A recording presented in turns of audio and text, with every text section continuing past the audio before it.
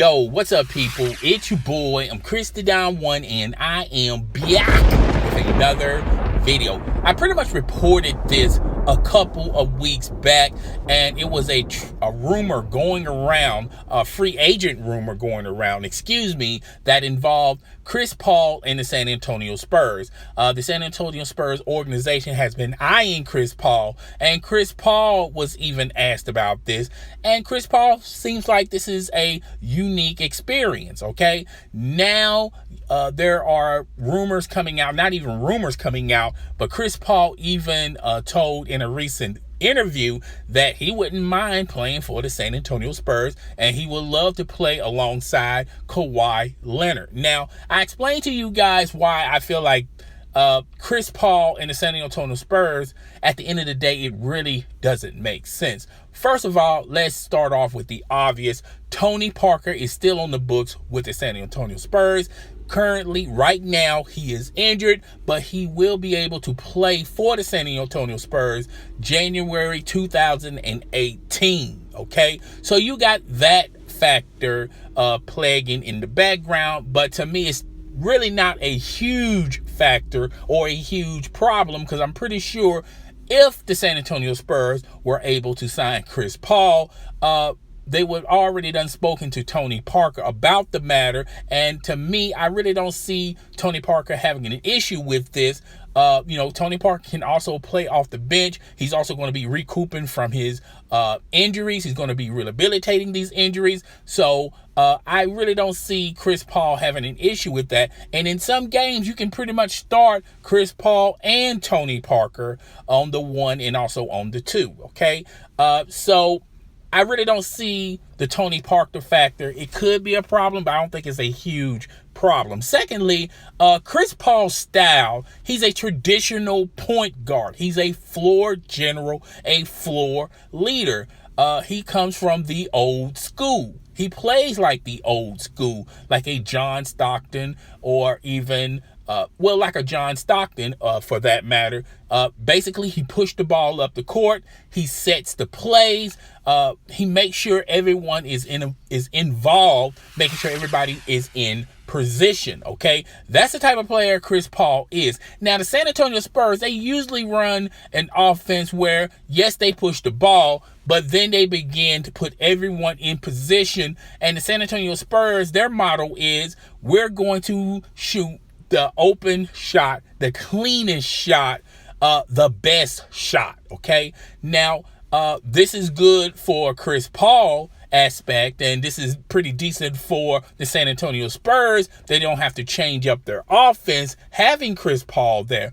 But the huge sticking point is who they play against, their opponents. They're going to D them up, and they're going to really pressure the shooters real tight and real close, and kind of stay back a little bit on Chris Paul, so Chris Paul can ultimately get the last shot. I think a lot of opponents in the NBA don't mind Chris Paul shooting those deep jumpers, those three-pointers. Chris Paul is really not known for that. He could knock them down, but he's really not known for that. In order, they would be basically utilizing Chris Paul and allowing Chris Paul to have, giving him the flexibility like a Steph Curry, pretty much daring him to take the shot, okay? Chris Paul do not remind me of Damian Lillard. He really doesn't remind me of a Russell Westbrook. Like I said earlier, Chris Paul is more primary a traditional point guard, okay? So I think that's also going to be a huge problem for not only Chris Paul, but the San Antonio Spurs. But knowing the San Antonio Spurs, they will figure out a way to make this work, okay?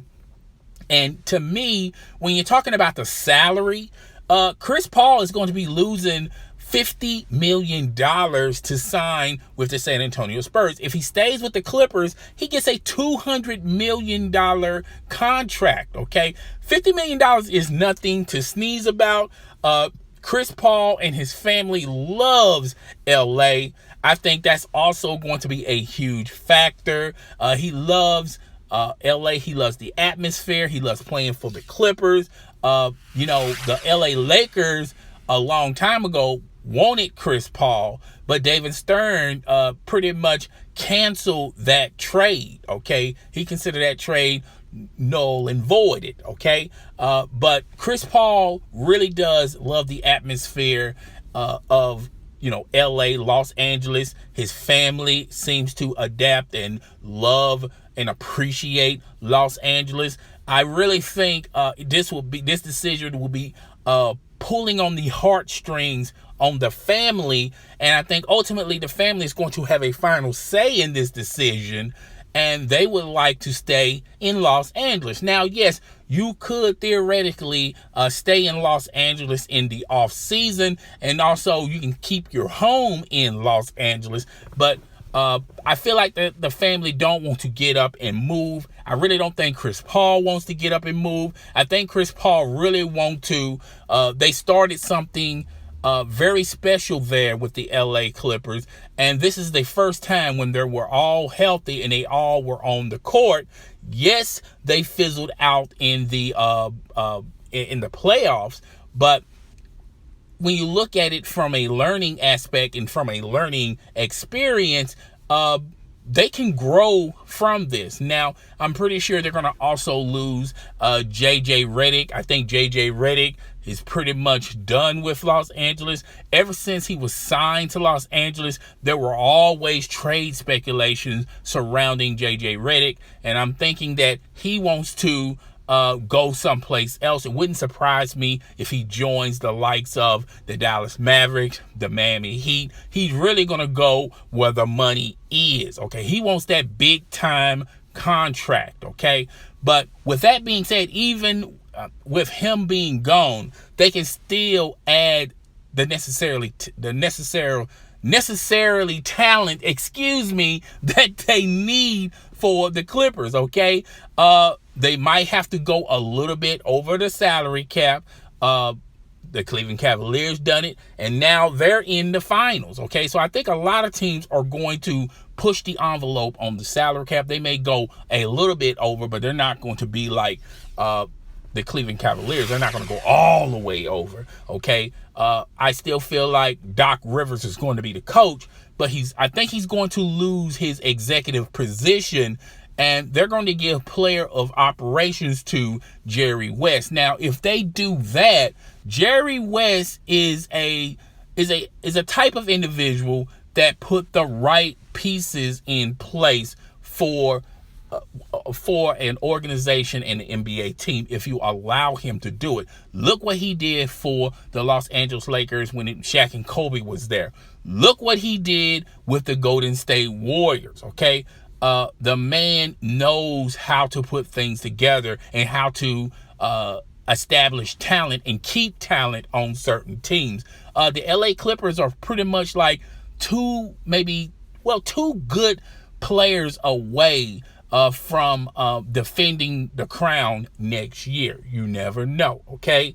But guys, tell me what you think. Rate, comment, subscribe. Please, notification gang in the building. Please hit that notification icon, that notification bell that will let you know. It will let you be informed when my next video is going down. It's your boy. I'm Clippers.As, and I am you.